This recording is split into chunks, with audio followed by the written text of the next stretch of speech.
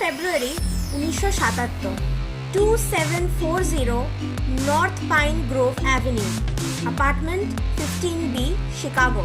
অনেক ভোরে দমকল কর্মীরা আগুন লাগার খবর পায় এবং সঙ্গে সঙ্গে পৌঁছেই তারা অ্যাপার্টমেন্ট থেকে 47 বছরের তেরেস্তা বাসার মৃতদেহ খুঁজে পায়।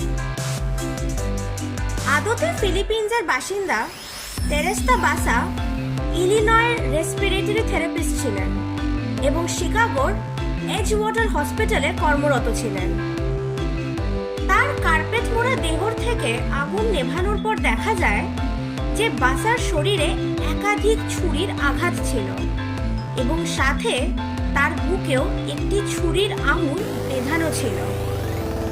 তদন্ত যখন শুরু হয়, অফিসাররা এই খুন সম্পর্কে কোনো কুলকিনারাই করতে পারছিল না এবং খুনির পরিচয়ও পাওয়া যাচ্ছিল না। তদন্তকারীদের হাতে একটা সূত্র এসেছিল তেরেস্তার হাতের লেখার একটি চিরকুট থেকে, যার মধ্যে এস নামক ব্যক্তির জন্য থিয়েটারের টিকিট নেওয়ার কথা লিখে রেখেছিলেন তিনি নিজেই।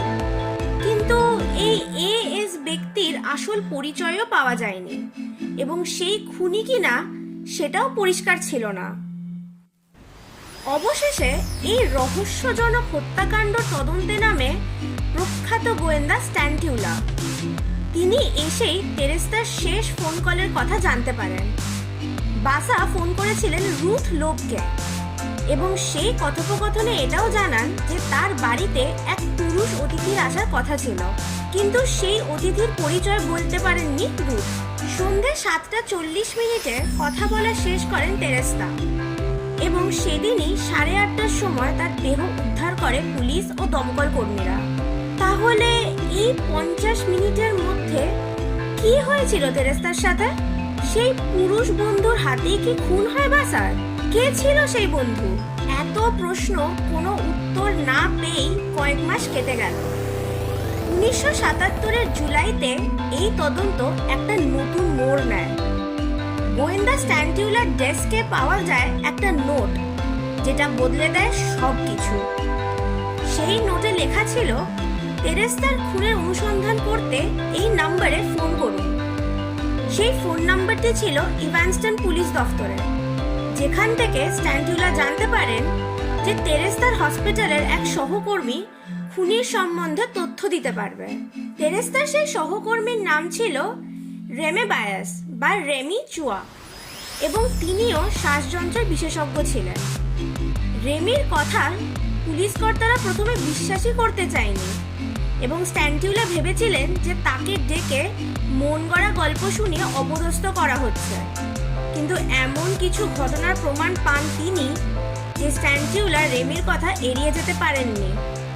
রেমির স্বামী জানান যে তার স্ত্রীর ওপরে মাঝে মধ্যেই তেরেস্তার আত্মা ভর করে।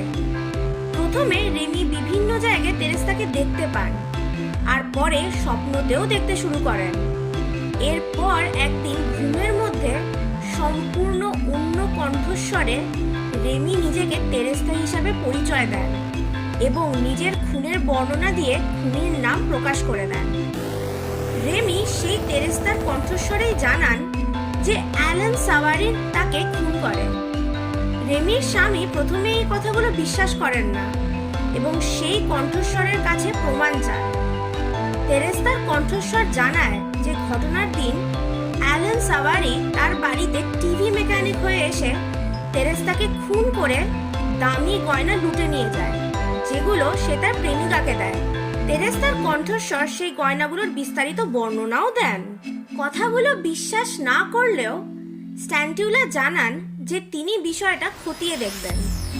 অ্যালান নামের সেই ব্যক্তিকে ডেকে জেরা করা শুরু করেন তিনি এবং একে একে সেই অপরিচিত কণ্ঠস্বরের সব তথ্য মিলে যেতে থাকে। জেরাতে মিথ্যে কথা বলে ধরা পড়ে যায় অ্যালান এবং সে স্বীকার করে যে ঘটনার দিন সে সত্যিই টিভি মেকানিক হয়ে তেরেস্তার বাড়িতে ডাকাতি করার অভিসন্ধি নিয়েই যায়। তাই ঢুকেই তেরেস্তার ওপর আক্রমণ করে অ্যালান। অদ্ভুতভাবে অ্যালেনের প্রেমিকার কাছ থেকে সেই অপরিচিত কণ্ঠস্বরের বর্ণিত সব গয়নাগুলোও পাওয়া যায়, যেগুলো তেরেস্তা বলেই চিহ্নিতও করা যায়। তবে কি সত্যি তেরেস্তার আত্মা তার নিজের খুনিকে ধরিয়ে দেন? এই প্রশ্নের উত্তর অবশ্য স্ট্যান্টিউলা দিতে পারেননি। স্ট্যান্টিউলা জানান, আমি এর কোনো ব্যাখ্যা পাইনি, তবে হয়তো ঘটনাটা আরো তলিয়ে দেখা যেত, হয়তো অন্য কোনো সত্যি প্রকাশ্যে আসতো।